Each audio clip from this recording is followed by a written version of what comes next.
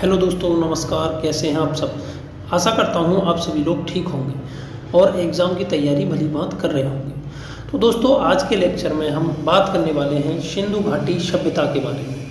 आज के लेक्चर में हम सिंधु घाटी सभ्यता के बारे में बात करने वाले हैं। इस सिंधु घाटी सभ्यता में हम जानेंगे कि इस सभ्यता का विकास कौन से काल में हुआ और इस सभ्यता का जो टाइम पीरियड है वह क्या रहा, कौन से समय से किस समय के मध्य में यह सभ्यता विकसित हुई, यह सभ्यता किस प्रकार की सभ्यता थी, ग्रामीण सभ्यता थी या नगरीय सभ्यता थी, इस सभ्यता के निवासी मूल निवासी कहाँ के रहने वाले थे, इस सभ्यता का विस्तार कहाँ से कहाँ तक था।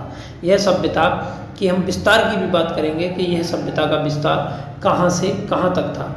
और इस सभ्यता में जो मिलने वाले नगर थे उन नगरों के बारे में भी बात करेंगे। और नगरों से काफ़ी इम्पोर्टेंट रहता है कि किस नगर से किस किस कौन कौन सी चीज़ें मिली हैं, खुदाई के बाद वहाँ से क्या क्या चीज़ें निकाली गई हैं और किस नगर की क्या क्या विशेषता थी। ये सभी बातें आज के लेक्चर में हम जानने वाले हैं।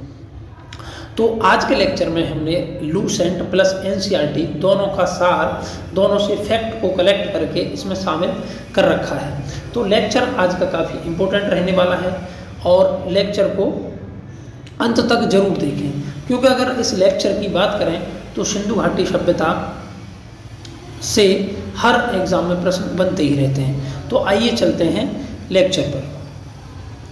तो अगर हम बात करें सिंधु घाटी सभ्यता के टाइम पीरियड की, तो सिंधु घाटी जो सभ्यता है वो 2400 ईसा पूर्व से 1700 ईसा पूर्व के मध्य विकसित एक सभ्यता थी।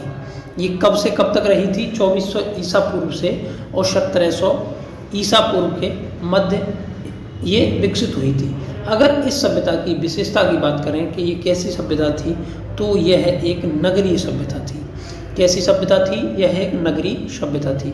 अगर इस सभ्यता के काल की बात करें तो ये सभ्यता कौन से काल में विकसित हुई, तो अगर हम इतिहास को सुविधा के अनुसार देखें तो हम इतिहास को 3 भागों में बांट लेते हैं। प्राग ऐतिहासिक काल, ठीक है ना, प्राग ऐतिहासिक काल। दूसरा होता है हमारा आद्य ऐतिहासिक काल और तीसरा होता है ऐतिहासिक काल। इन 3 कालों में हम विभाजित कर लेते हैं। प्राग ऐतिहासिक काल उस काल को कहा जाता है जिसमें इतिहास का कोई साक्ष्य नहीं मिलता है, मतलब किसी भी लिपि का आविष्कार नहीं हुआ था और इसका कोई ज़्यादा साक्ष्य नहीं मिलता है। आदि ऐतिहासिक काल में वे घटनाएं आती हैं जिनका साक्ष्य तो मिलता है, मतलब जिनकी लिखाई या लिपि तो मिलती है लेकिन उसको पढ़ा नहीं जा सका है। ऐतिहासिक काल ऐसा काल जिसके साक्ष्यों को पढ़ा जा चुका है। तो ऐतिहासिक काल की बात करें तो वैदिक काल, जैसे वेदों से हमें सबसे प्राचीन इतिहास के जो स्रोत हैं वो वेद हैं। तो वैदिक काल में वेदों की रचना हुई थी और वेदों यहाँ से जो वैदिक काल के आगे की जो है वैदिक काल से लेकर के लिखित साक्ष्य इतिहास के में मिलते हैं, तो इस काल को ऐतिहासिक काल। आदि ऐतिहासिक काल, जैसे सिंधु घाटी सभ्यता में साक्ष्य तो मिले लेकिन उनके साक्ष्यों को अभी पढ़ा नहीं जा सका है। तो सिंधु घाटी सभ्यता कौन से काल की सभ्यता है? आद्य ऐतिहासिक काल की। प्राग ऐतिहासिक काल की बात करें, इस काल में मानव अपना धीरे धीरे विकास कर रहा था और इसमें अधिकतर जो औजार हैं वो किसके थे? यहाँ पे जो औजारों के रूप में या किसी के रूप में किसका उपयोग कर रहा था? पत्थरों का उपयोग कर रहा था। तो इसको हम प्राग ऐतिहासिक काल को पाषाण काल में डिवाइड करके पुरापाषाण काल, मध्य पाषाण काल और नवपाषाण काल में बांट देते हैं आगे। फिर यहाँ से पूछ लेता है पुरापाषाण काल में क्या मिला था, नवपाषाण काल में क्या मिला था। तो अगर हम यहाँ से ज़्यादा डिटेल में न जा करके केवल हम जानने वाले हैं कि सिंधु घाटी सभ्यता किस काल की सभ्यता थी, तो सिंधु घाटी सभ्यता कौन से काल में विकसित हुई थी? आद्य ऐतिहासिक काल। कौन सी थी? आदि ऐतिहासिक काल। तो हम क्या कह सकते हैं? सिंधु घाटी सभ्यता 2400 से 1700 ईसा पूर्व के मध्य एक नगरीय और एक आदि ऐतिहासिक कालीन सभ्यता थी। अगर इस सभ्यता की बात करें तो इस सभ्यता को कांस्य युगीन सभ्यता भी कहा जाता है, क्योंकि यहाँ पे कांस्य का उपयोग होने लगा था, ठीक है ना। इसके बाद अगर इस सभ्यता के मुख्य निवासियों की बात करें तो इस सभ्यता के जो मुख्य निवासी वो कौन से थे? द्रविड़ और भूमध्य सागरीय लोग थे। तो ये हमने इसकी विशेषता के बारे में बात कर ली। अब हम जानते हैं सिंधु घाटी सभ्यता, इसका नाम क्यों पड़ा। इसके नामकरण के ऊपर चर्चा करते हैं। तो इसके नामांकन की अगर हम बात करें तो इसका नामांकन सबसे पहले अगर हम देखें तो सन 1921 में दयाराम साहनी ने, राय बहादुर दयाराम साहनी ने हड़प्पा नगर की खोज की थी, जो रावी नदी के तट पर था। तो सबसे पहले इस सभ्यता का नगर जो खोजा गया था वो कौन सा था, हमारा हड़प्पा। तो हड़प्पा सबसे पहला खोजा गया इस सभ्यता का नगर था, तो इसलिए इस सभ्यता का नाम हड़प्पा सभ्यता पड़ा। तो इसलिए आप समझ गए होंगे हड़प्पा सभ्यता इसे क्यों कहा जाता है, क्योंकि इसका सबसे पहला नगर 1921 में दयाराम साहनी ने खोजा। फैक्ट काफ़ी इंपॉर्टेंट रहता है, एग्जाम में कई बार पूछता रहता है कि हड़प्पा किसने खोजा, कौन से सन में खोजा, किस नदी के तट पर है, ठीक है ना। तो हड़प्पा की खोज हुई थी, तो इसलिए इसे हड़प्पाकालीन सभ्यता कहा जाता है, ठीक है ना, हड़प्पा सभ्यता कहा जाता है। दूसरे नगर की हम बात करें तो उसकी खोज राखाल दास बनर्जी ने 1922 में की थी, जो कि कौन सा था, वो मोहनजोदड़ो था, और यह इस सभ्यता का सबसे बड़ा नगर था। अगर हम इसकी बात करें तो ये सिंधु नदी के तट पर था, 1922 में खोजा गया था, ठीक है। तो ये कहाँ पे था, सिंधु नदी के तट पे था, तो ये इस सभ्यता का सबसे बड़ा नगर था। अब अगर हम बात करें कि इसका नाम सिंधु घाटी सभ्यता क्यों पड़ा, तो इसके अगर हम बात करें, ये सिंधु नदी है, भारत से होकर के पाकिस्तान में अधिकतर ये बहती है। तो अगर जितनी भी इसके जो नगर खोजे गए हैं, वो जो नगर हैं वो सिंधु की सहायक नदियाँ और सिंधु नदी के तट पर हैं, तो इसलिए इस सभ्यता को सिंधु घाटी सभ्यता कहा जाता है। और ऐसा भी मानते हैं लोग कि इसका विकास अगर आगे जाकर के खोज की जाए तो गंगा नदी घाटी में भी मिलेगा। तो अभी तक तो जो अधिकतर नगर खोजे गए हैं वो सिंधु घाटी सभ्यता, मतलब सिंधु नदी के आसपास और उसकी सहायक नदियों के पास ही खोजे गए हैं, तो इसलिए इसका नाम क्या पड़ा, सिंधु घाटी सभ्यता। तो इसका नाम हड़प्पा सभ्यता और सिंधु घाटी सभ्यता नाम इस प्रकार से पड़ा, हमने जान लिया। अब हम आगे बात करते हैं। आगे अगर हम थोड़ा सा देखें तो इसके समकालीन सभ्यता मेसोपोटामिया का एक अभिलेख मिलता है, वहाँ से इस सभ्यता का नाम, इस सभ्यता को मेलुआ शब्द का भी उपयोग किया गया है, ठीक है ना। अगर हम इसके बाद बात करें इसके विस्तार की, तो इसका विस्तार काफ़ी इम्पोर्टेंट रहता है। इसका विस्तार कहाँ से कहाँ तक है, तो अगर इसके विस्तार की बात करें तो उत्तर में इसका विस्तार घग्गर नदी, ये जो चिनाब नदी है, कहाँ पे है, जम्मू कश्मीर में बहती है। तो उत्तर में ये मादा से स्टार्ट होती है, तो मादा इसका उत्तरी हिस्सा था। तो मादा किस नदी के किनारे पड़ता है, मांडा इसको बोलते हैं, मांडा या मादा।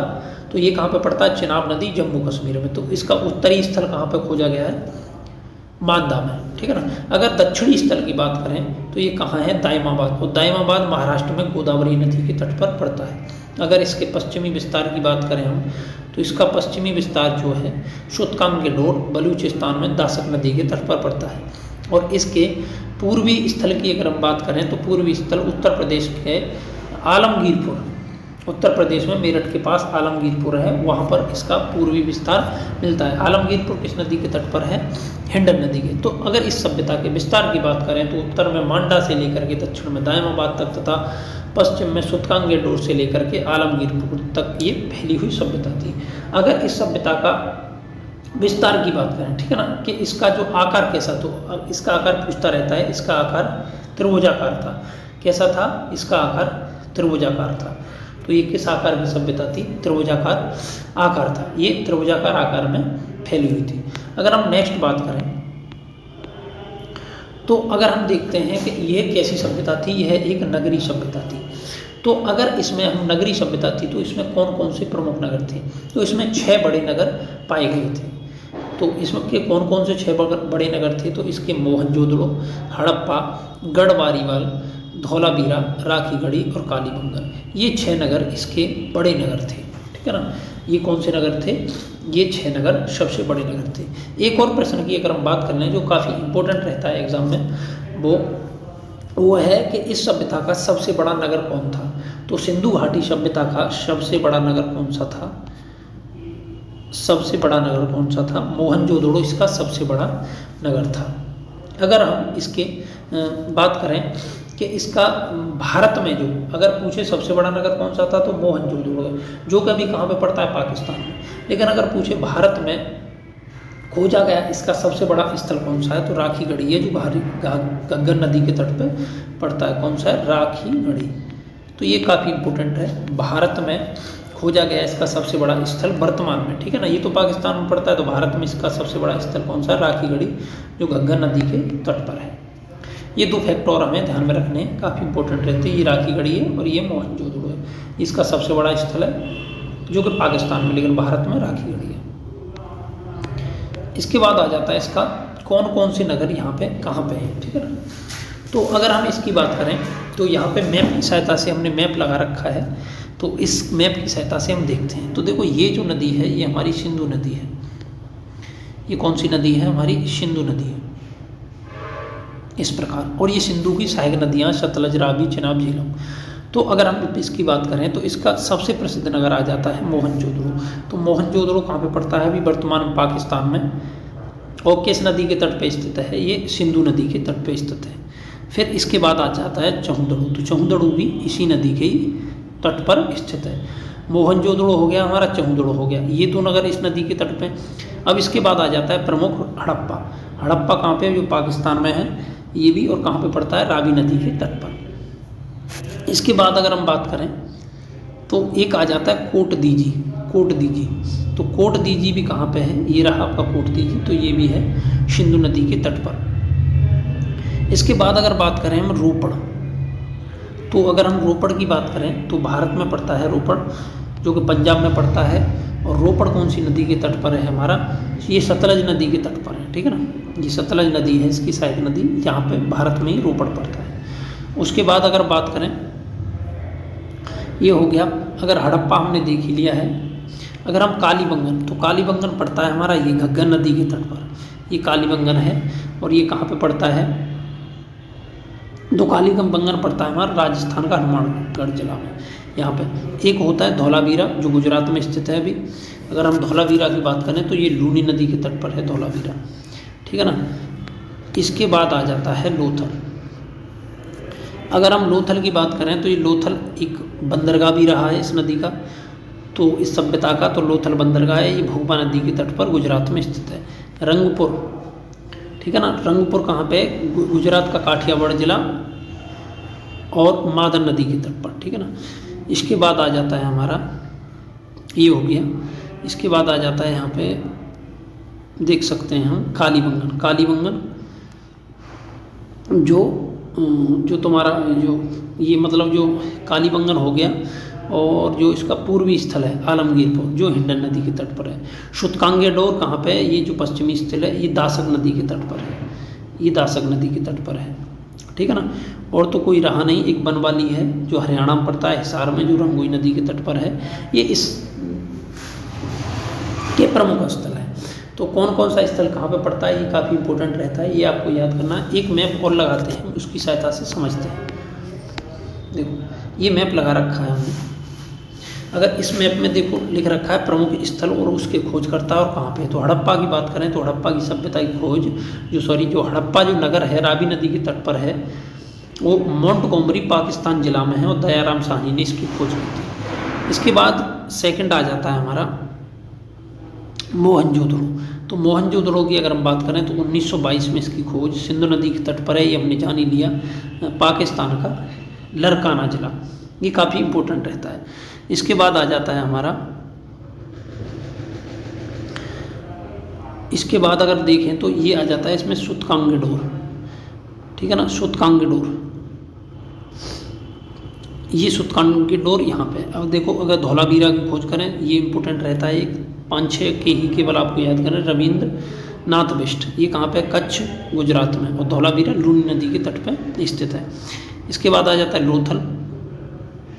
अगर हम लोथल की बात करें तो भोगबा नदी के तट पर है, अहमदाबाद में है। अगर इसकी खोज की बात करें हम तो लोथल की खोज की थी रंगनाथ राव ने। किसने की थी? रंगनाथ राव ने। रंगनाथ राव ने लोथल की खोज की थी।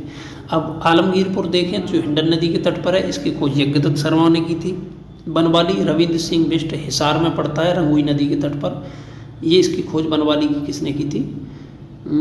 रविंद्र सिंह बिष्ट ने। यज्ञदत्त शर्मा ने रोपड़ की खोज की थी, जो सतलज नदी के तट पर काफ़ी इम्पोर्टेंट है, और सतलज नदी के तट पे है, पंजाब में पड़ता है। इसके बाद आ जाता है हमारा कालीबंगन, जो कि हनुमानगढ़ जिला में बीबी लाल थापर और बीके लाल थापर ने इसकी खोज की थी। हनुमानगढ़ जिला राजस्थान में गंगा नदी के तट पर ये पड़ता है। लोथल की खोज की अगर हम बात करें तो लोथल की खोज हमारी हो चुकी है। और रंगपुर की अगर हम खोज की बात करें तो रंगपुर है काठियावाड़ जिला, मादर नदी के तट पर है ये रंगपुर हमारा, ठीक है ना। इसकी खोज रंगपुर की रा से रा मिला करके करते हैं रंगनाथ राव ने इसकी खोज की थी। तो ये काफ़ी इम्पोर्टेंट ये इसके शहर है, जो कि यहाँ से बार बार प्रश्न पूछता रहता है। तो अगर हम आगे और चलते हैं, आगे अगर हम बात करें तो इसकी नगरीय विशेषता क्या क्या थी। तो नगर की विशेषता की बात करें तो ग्रिड पद्धति पर ये बनी हुई सभ्यता थी। इसमें जो नगरीकरण हुआ था वो कौन सी पद्धति थी, ग्रिड पद्धति। सुव्यवस्थित जल निकासी पाई गई यहाँ पे। पक्की और अलंकृत ईंटों का प्रयोग कालीबंगन में किया गया। घर के जो दरवाजे हैं वो सड़क की ओर न खोल करके पीछे की ओर खुलते थे। केवल लोथल नगर ऐसा था जहाँ पे सड़क की ओर इसके दरवाजे खुलते थे। अगर इसकी बात करें हम और क्या विशेषता थी, तो उच्च शहर और निम्न शहर दो भागों में विभक्त हुआ करता था एक नगर। उसके उच्च भाग को किलाबंदी कर दी जाती थी, लेकिन निम्न भाग की किलाबंदी नहीं होती थी। जैसे इस चित्र में आप देख सकते हो, देखो यहाँ पे ये किलेबंदी हो रही है, लेकिन निम्न भाग की यहाँ पे किलेबंदी नहीं हो रही है। ऐसा एक अपवाद पाया गया है, अपवाद था हमारा कालीबंगन में दोनों भागों की किलेबंदी की गई थी, ठीक है ना। उच्च भाग और निम्न भाग में विभक्त था। इसके बाद अगर हम बात करें तो मोहनजोदड़ो से एक बृहत स्नानागार मिला है, ठीक है ना, स्नानागार जिसकी लंबाई 11.88 मीटर, 7.01 मीटर चौड़ा और 2.43 मीटर गहरा था। ये स्नानागार कहाँ से मिला है, यहीं से मिला है। इसके बाद अगर हम बात करें कृषि और पशुपालन की बात, तो कृषि यहाँ से जुते हुए खेत मिले हैं। यहाँ से पता चलता है कि यहाँ पर खेती होती थी। जुते हुए खेत कहाँ से मिले हैं, कालीबंगन से। इसकी प्रमुख फसल की अगर बात करें तो प्रमुख फसल इसकी गेहूँ और जौ यहाँ की प्रमुख फसलें थीं। अगर हम थोड़ा सा और बात करें इस सभ्यता के बारे में, पशुपालन के बारे में अगर हम देखें तो पशुपालन की बात करें तो पशुपालन यहाँ पे बैल और भैंस का यहाँ पर पशुपालन होता था। और 3 नगर ऐसे हैं जहाँ से हमें घोड़े के प्रमाण मिले हैं, तो यहाँ पर घोड़े का भी पालन किया जाता था, जैसे सुतकोदता और कालीबंगन और लोथल। सुतकोदता और कालीबंगन और लोथल यहाँ से क्या है, घोड़े के साक्ष्य मिले हैं इन तीनों जगह से, ठीक है ना। इसके बाद अगर हम बात करें धार्मिक विशेषता इसकी स्पष्ट जानकारी नहीं मिलती है, लेकिन फिर भी यहाँ पर मंदिर के अवशेष नहीं मिले, ठीक है। यहाँ से कोई मंदिर का अवशेष नहीं मिला है, लेकिन ऐसा माना जाता है कि यहाँ से एक मातृ देवी की मूर्ति मिली है। तो ऐसा माना जाता है कि ये लोग मातृ देवी को पूजते थे और मातृ देवी को उर्वरकता की देवी माना जाता था। समाज की बात करें तो इनका समाज मातृसत्तात्मक समाज था, पितृ सत्तात्मक समाज नहीं था। इसका समाज जो मातृसत्तात्मक था। यहाँ से वृक्ष पूजा और शिव पूजा के भी साक्ष्य मिले हैं। कुंवरवाड़ा सांड यहाँ से मिला है। मोहनजोदड़ो से एक दाढ़ी वाला पुजारी, ये आप देख रहे हो, इसकी मूर्ति मिली है दाढ़ी वाले पुजारी की। ये काफ़ी इम्पोर्टेंट रहता है। इसके बाद अगर हम बात करें तो यहाँ से एक पशुपतिनाथ की मोहर मिली है, और वो कहाँ से मिली है, मोहनजोदड़ो से। जिसके चारों ओर अगर हम बात करें पशुपतिनाथ की मूर्ति मिली है, जिसके चारों ओर अगर हम बात करें तो उसके चारों ओर हाथी, गैंडा, चीता और भैंसा ये पशु विराजमान थे। उसके चारों ओर हाथी था, गैंडा था, चीता था और भैंसा था, ठीक है ना। ये कहाँ से मिली है, मोहनजोदड़ो से पशुपतिनाथ की मोहर मिली है। इसके बाद अगर हम कालीबंगन की बात करें तो कालीबंगन से अग्निकुंड मिला है। इसके बाद स्वास्तिक का चिन्ह जो मिला है वो कौन सी सभ्यता से मिला है, इसी सभ्यता की देन है स्वास्तिक चिन्ह। स्वास्तिक चिन्ह सूर्य की उपासना को दर्शाता है। और क्या था, शवाधान की प्रक्रिया। तो यहाँ पे अगर देखा जाए तो शवाधान अगर देखा जाए तो मोहनजोदड़ो में क्या किया जाता था, लोगों को जलाया जाता था। लोगों को क्या जलाया जाता था, लेकिन हड़प्पा में लोगों को दफनाया जाता था। तो ये यहाँ पे 2 प्रक्रिया रही थी, एक तो जलाने की प्रक्रिया लोगों को और दफनाने की प्रक्रिया। तो अगर मोहनजोदड़ो की बात करें तो मोहनजोदड़ो में क्या होता था, लोगों को जलाया जाता था। लेकिन अगर हम हड़प्पा की बात करें तो वहाँ पर लोगों को दफनाया जाता था। अगर मोहनजोदड़ो के अर्थ की बात करें तो इसका अर्थ भी क्या है, मृतकों का टीला कहा जाता है मोहनजोदड़ो को। अगर हम नेक्स्ट बात करें तो इसके साथ ही साथ ये लोग क्या करते थे, लोगों के साथ ही साथ जो इनकी जो कब्र थी उसमें खाने के सामान या इनका प्रिय जानवर को भी दफना देते थे, ठीक है ना। अगर यातायात के साधन की बात करें तो यातायात साधन की बात करें तो यहाँ पे दो प्रमुख बंदरगाह हैं, एक तो लोथल और एक सुतकोदता, और ये दोनों कहाँ पे पड़ते हैं, गुजरात में पड़ते हैं। तो इसके दो प्रमुख बंदरगाह थे, एक लोथल और सुतकोदता, ये काफ़ी इंपॉर्टेंट रहता है। यातायात में बैलगाड़ी का उपयोग करते थे, भैंस गाड़ी का। इसके साक्ष्य मिले समाज, पर्दा प्रथा और वेश्यावृत्ति प्रथा, ठीक है, इनका प्रचलन नहीं था यहाँ। मोहनजोदड़ो में कांस्य नर्तकी की मूर्ति मिली है यहाँ पर, तो ये काफ़ी इंपॉर्टेंट रहता है। कांस्य नर्तकी की मूर्ति कहाँ से मिली है, तो मोहनजोदड़ो से कांस्य नर्तकी की मूर्ति मिली है, ये आपकी मूर्ति देख सकते हो आप। इसके बाद है यहाँ पे जीवन शैली। अगर हम जीवन शैली की बात करें तो लोथल चौदड़ो में मन के बनाने के कारखाने मिले हैं, तो मन के बनाने के कारखाने लोथल और चौदड़ो से मिले। सूती और ऊनी वस्त्र का उपयोग होता था। पासा शिकार जैसे मनोरंजन के कार्य मिलते हैं यहाँ से। मनोरंजन किससे करते थे, पासा और शिकार करके। डिजाइन वाले काले बर्तन भी यहाँ से मिले हैं। मिठास के लिए ये लोग शहद का उपयोग करते थे। तो अगर हम बात करें, ये इस सभ्यता की विशेषता रही। तो अब आता है इसमें कि ये सभ्यता इतनी अच्छी सभ्यता थी, तो अगर इस सभ्यता की लिपि की बात करें तो लिपि तो आप जानते ही हो, लिपि कैसी थी, भाव चित्रात्मक लिपि थी यहाँ पर, जो जिसको अभी तक पढ़ाया नहीं जा सका है। ये लिपि जो दाईं से बाईं ओर लिखी जाती थी, ठीक है ना, दाईं ओर से बाईं ओर ये लिपि लिखी जाती थी। अगर इसकी हम बात करें कि ये सभ्यता का नष्ट कैसे हुआ, तो इस सभ्यता के नष्ट होने के संबंध में बहुत सारे मतभेद हैं। कोई कहता है कि ये सभ्यता सिंधु नदी में बाढ़ आने से नष्ट हो गई। कोई कहता है कि एक साथ कोई महामारी आई तो ये सभ्यता महामारी से नष्ट हो गई। या कुछ लोग मानते हैं कि यहाँ पर सिंधु नदी क्षेत्र में बहुत सारा अकाल पड़ा था, उससे ये लोग नष्ट हो गए, ये पूरी सभ्यता नष्ट हो गई।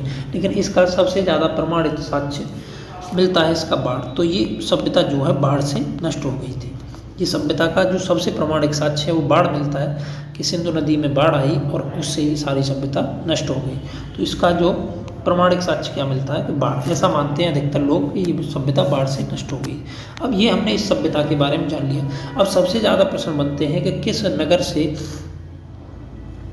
खुदाई में क्या क्या चीज़ें मिली। यहाँ से प्रश्न एग्जाम में काफ़ी बनते रहते हैं, तो इसकी अब हम बात करने वाले हैं। ये हमने चार्ट लगा रखा है, यहाँ से हम देखने वाले हैं प्रमुख नगरों को। अगर हम हड़प्पा की बात करें तो हड़प्पा की खोज दयाराम साहनी ने की थी।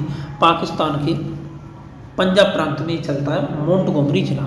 यहाँ से मनुष्य के शरीर मिला है, ठीक है ना, मनुष्य के शरीर की जो हड्डियाँ हैं वो मिली हैं। बलुआ पत्थर की बनी मूर्तियाँ मिली हैं। एक अन्नागार मिला है यहाँ से, और बैलगाड़ी के साथ हड़प्पा से हमें मिले हैं। अगर हम इसके बाद बात करें मोहनजोदड़ो, तो मोहनजोदड़ो से काफ़ी चीज़ें मिली हैं। राखालदास बनर्जी ने इसकी खोज की। पाकिस्तान के लरकाना ज़िले में ये पड़ता है, सिंधु नदी के तट पर। अगर हम इसकी बात करें तो यहाँ से विशाल स्नानागार, विशाल अन्नागार भी मिला है। कांस्य नर्तकी की मूर्ति मिली है। पशुपति नाथ जो महादेव माना जाता है जिनको, उनकी मोहर भी मिली है। यहाँ से दाढ़ी वाला पुजारी के भी साक्ष्य यहाँ से मिले हुए हैं। और साथ ही साथ क्या मिला हुआ, यहाँ से बुने हुए कपड़े के साक्ष्य भी हड़प्पा से हमें मिलते हैं। इसके बाद नेक्स्ट आ जाता है हमारा सूतकांग डोर। इसकी खोज 1929 में की गई थी। पाकिस्तान के दक्षिण पश्चिमी राज्य बलूचिस्तान में ये दासक नदी के तट पर पड़ता है। तो इसकी बात करें, हड़प्पा और बेबीलोन के बीच व्यापार का केंद्र बिंदु था ये। बेबीलोन के बीच अगर देखोगे तो ये क्या था, व्यापार का माध्यम था। यहाँ से हड़प्पा और इसके मध्य यहाँ से व्यापार होता था, क्योंकि ये समुद्र के तट पे है। अगर इसकी बात करें हम, इसके बाद आ जाता है हमारा नेक्स्ट चौदड़ो। तो अगर हम चौदड़ो की बात करें तो चहिंदुड़ी की खोज 1931 में मजूमदार ने की थी। NG मजूमदार, जो सिंध नदी के तट पर सिंध प्रांत में पड़ता है। यहाँ से देखो इंपॉर्टेंट रहता है, मन के बनाने की दुकानें यहाँ से मिली हैं। मन की दुकानें, बिल्ली का पीछा करते हुए कुत्ते के पदचिन्ह यहीं से मिले हैं, ये कई बार पूछा जा चुका है। इसके बाद आ जाता है हमारा कालीबंगन, जो मोस्ट रहता है। कालीबंगन से मिली है अग्नि की वेदिकाएँ, अग्नि वेदिकाएँ मतलब अग्निकुंड के साथ ऊँट की हड्डियाँ। और कालीबंगन का अर्थ क्या है? काली चूड़ियाँ, काली चूड़ियाँ, जो कहाँ पे है? राजस्थान में। काफ़ी इम्पोर्टेंट है ये वाला नगर। तो राजस्थान में घग्गर नदी के तट पर है। और यहाँ से लकड़ी के हल्के भी साक्ष्य मिले हैं, और जुते हुए खेत के भी साक्ष्य कहाँ से मिले हैं? यहीं से मिले हैं, ठीक है ना।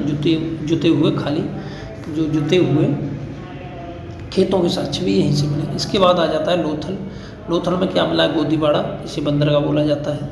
चावल की भूसी, चावल के साक्ष्य, अग्निकुंड के भी साक्ष्य मिले, शतरंज का खेल के साक्ष्य भी यहीं से मिले। इसके बाद आ जाता है हमारा सुतकूदता, गुजरात में ही पड़ता है। 1964 में जेपी जोशी ने की थी खोज, और घोड़े की अस्थियाँ मिली हैं, और मन के बनाने के कारखाने भी यहाँ से मिले हैं। बनवाली माल, रविंद्र सिंह बिष्ट ने। हड़प्पा, यहाँ से जौ के साक्ष्य मिले हैं। मनके के साक्ष्य और जौ के साक्ष्य यहाँ से हमें मिले हैं। हड़प्पा पूर्व और हड़प्पा संस्कृति के साक्ष्य भी यहाँ से मिले हैं। ये कहाँ पे पड़ता है? हिसार में पड़ता है, हरियाणा में।